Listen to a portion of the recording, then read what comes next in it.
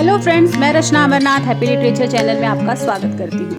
तो फ्रेंड्स, इस वीडियो में मैं डिस्कस करूंगी डॉक्टर फॉस्टर्स प्ले का एक important question and the question is discuss the role of doctor Faustus as a tragic hero और discuss the character of doctor Faustus as a tragic hero. तो अब हमको ये आंसर लिखने के लिए पहले हमको समझना होगा कि ट्रेजिक हीरो के क्या कैरेक्टरिस्टिक्स हैं। हम कौन से कैरेक्टर को बोल सकते हैं कि ये ट्रेजिक हीरो है। फ्रेंड्स, पहले ही मैंने एक वीडियो बनाया है डॉक्टर फॉस्टर्स पे जिसमें समरी है और कुछ इंपॉर्टेंट क्वेश्चन आंसर्स हैं। तो अगर आपने अभी तक नहीं देखा है तो लिंक मैंने डिस्क्रिप्शन बॉक्स में दे दिया है, आप उसे ज़रूर से चेक करिए। और ब्रिटिश ड्रामा पर मैंने एक बुक भी लॉन्च किया है, उसमें भी आपको बहुत अच्छे से सिंपल लैंग्वेज में समरी मिल जाएंगे। सारे इंपॉर्टेंट क्वेश्चन के आंसर्स हैं और रेफरेंस टू कॉन्टेक्स्ट के भी क्वेश्चन आंसर्स हैं। तो उसका भी लिंक मैंने डिस्क्रिप्शन बॉक्स में दिया है, आप उसे ज़रूर से चेक करिए। तो ऐसे टाइप ऑफ क्वेश्चन के लिए हमें इंट्रोडक्शन लिखना ज़रूरी है। तो एक कॉमन सा इंट्रोडक्शन है, ये इसे देख लेते हैं। The tragical history of the life and death of doctor Faustus commonly referred to simply as doctor fosters.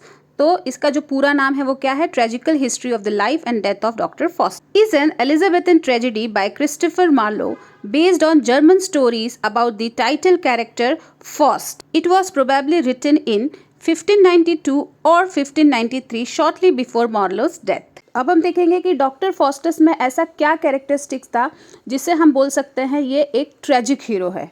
Okay, Dr. Faustus, the protagonist of Christopher Marlowe's play Dr. Faustus, can indeed be considered a tragic hero. Here are some key characteristics that make him fit the archetype of a tragic hero. तो जो पहली quality होनी चाहिए वो है tragic flaw. अब tragic flaw मतलब क्या? जो हीरो होता है, मतलब जो प्ले का प्रोटैगनिस्ट होता है, उसके अंदर कुछ डिफेक्ट होना, सोच में डिफेक्ट, डिज़ायर्स में डिफेक्ट। तो डॉक्टर फॉस्टर्स के अंदर क्या डिफेक्ट था कि वो ओवर एम्बिशियस था। सब कुछ होने के बाद, इतना नॉलेज होने के बाद भी उसे और नॉलेज की भूख थी।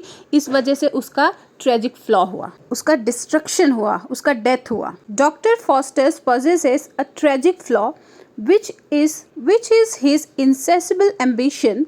Insatiable means something which cannot be satisfied. यहाँ पे जो उनका एम्बिशन था वो सेटिस्फाइड होने वाला नहीं था, एक के बाद एक उसका एम्बिशन बढ़ते जा रहा है। And desire for knowledge and power. He makes a pact with the devil, trading his soul for magical abilities, which ultimately leads to his downfall. The next quality is hubris. Hubris means somebody being too proud. अपने ऊपर ज़्यादा proud करना।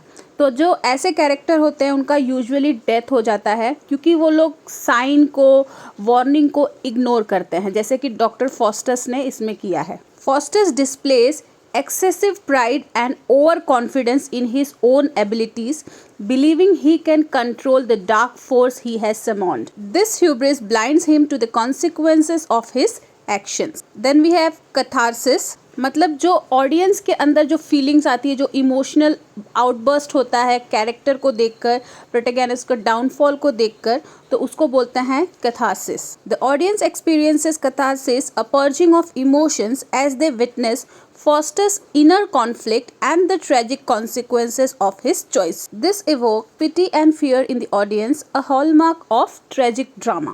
तो tragic hero की ये भी quality है कि वो ऑडियंस के अंदर अपने आप को लेकर पिटी और फियर डेवलप कर सके, मतलब दया और डर। Then we have downfall. तो ट्रेजिक हीरो का हमेशा डाउनफॉल दिखाया जाता है उसके खुद के एक रॉन्ग डिसीजन की वजह से। So doctor Foster's choice leads to his ultimate downfall and damnation. Despite moments of regret and repentance, he remains trapped in his pact with the devil and faces a tragic end. मतलब उसे regret feel हो रहा था, उसको पछतावा हो रहा था, लेकिन वो डेविल के ट्रैप में फंस चुका था, उसने एक पैक्ट साइन कर चुका था। Then recognition of error. In the final moments of the play, Faustus realizes the gravity of his actions and the eternal consequences. This moment of self-awareness is a key element of the tragic hero's journey. उसको पता चल गया था कि अब उसका क्या होगा, उसका जो error of judgment था उसके वजह से अब उसका क्या रिजल्ट होगा। तो ये था कैरेक्टरिस्टिक्स एक ट्रेजिक हीरो का कि क्या होना चाहिए। और अब देखते हैं कि एरिस्टोटल क्या बोलते हैं ट्रेजिक हीरो के बारे में, उनका क्या व्यू था। तो उनके अकॉर्डिंग ट्रेजिक हीरो जो है वो ऑडियंस के अंदर दोनों टाइप के इमोशन को इवोक कर सकता है, पिटी भी कर सकता है और टेरर भी। पिटी मतलब कि कैरेक्टर को देख के ऑडियंस को बुरा लगता है, उसकी कंडीशन को देख के पिटी फील होता है, दया आता है। और दूसरी तरफ जो इसका अपोजिट इमोशन है टेरर का, डर का, वो भी होता है। तो ये क्यों होता है? क्योंकि वो जो कैरेक्टर है ना ही वो पूरी तरीके से अच्छा है और ना ही पूरी तरीके से खराब है। तो हीरो का यहाँ पे कैरेक्टर गलत नहीं है, इसीलिए ऑडियंस को उसको लेके थोड़ा सा बुरा भी फील होता है, क्योंकि उस जो भी उसकी कंडीशन है वो उसके डिज़ायर्स के वजह से हुई, उसके चॉइस के वजह से, उसके डिसीजन के वजह से हुई। So according to Aristotle, the tragic hero evokes both our pity and terror because he is neither good nor thoroughly bad but a mixture of both. This tragic effect will be stronger if the hero is better than we are. Such a hero who is of noble birth suffers from a change of happiness to misery because of his mistaken choice which is led by his hamartia. तो hamartia का क्या मतलब है? Error of judgment. The tragic hero stands against his fate or the gods to demonstrate his power of free will. He wants to be the master of his own fate. He decides to make decisions, but mostly the decision making would lead to weakness or his own downfall. तो जो tragic hero होता है उसके साथ ये सारी चीज़ें होती है। Marlowe's tragic heroes do not abide by all those conditions detailed out by Aristotle. तो एरिस्टोटल ने जो भी कंडीशन दिया एक ट्रेजिक हीरो का, वो सारी क्वालिटी डॉक्टर फॉस्टस में नहीं था।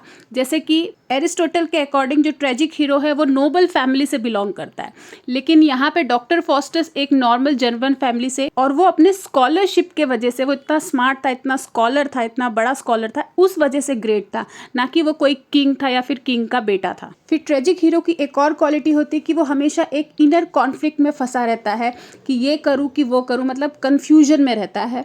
तो जैसे हैमलेट कंफ्यूज था, वैसे ही डॉक्टर फॉस्टस भी इसमें कंफ्यूज था। Like some other great tragic heroes, Faustus also suffers from conflict. Like Hamlet, his conflict is also inner. Faustus' choice of necromancy is made after inner conflict. Necromancy मतलब वो काला जादू. The appearance of the good and evil angel side by side are the personification of his good and evil impulses. तो good और evil angel कोई और नहीं थे बल्कि डॉक्टर फॉस्टस के ही दो साइड्स थे। तो सबके अंदर एक अच्छा इंसान, एक बुरा इंसान होता है, वो हमारे ऊपर रहता है कि हम किसे डोमिनेट करने देंगे। So the basic thing, the most important thing about tragic hero is his tragic flaw which brings about his doom and disaster. तो इसका जो ट्रेजिक फ्लॉ क्या था डॉक्टर फॉस्टस का? Thirst of unlimited power. Unlimited power का जो उसको ambition था, डिजायर था, वही उसका ट्रेजिक फ्लॉ था। He submits himself to the appetites of sensuality. As his mounting desires bear him further and further, the horror of his career grows darker, and at last he comes to the impassable point and meets his doom. Doom मतलब नाश. Now let's see the conclusion. Dr. Faustus fits the archetype of a tragic hero as he possesses the necessary characteristics and undergoes a downfall that elicits pity and fear in the audience, making his story a classic example of a tragic narrative. Archetype means example. Manage to create, तो क्या create हुआ? Pity and fear in the audience. तो friends इस video में बस इतना ही। अगर आपको ये वीडियो अच्छा लगा, आपके लिए हेल्पफुल है, तो प्लीज़ इसे लाइक कर दीजिए, चैनल को सब्सक्राइब कर लीजिए। तो मिलते हैं मेरे नेक्स्ट वीडियो में एक नए टॉपिक के साथ। तब तक के लिए आप अपना ख्याल रखिए। बाय।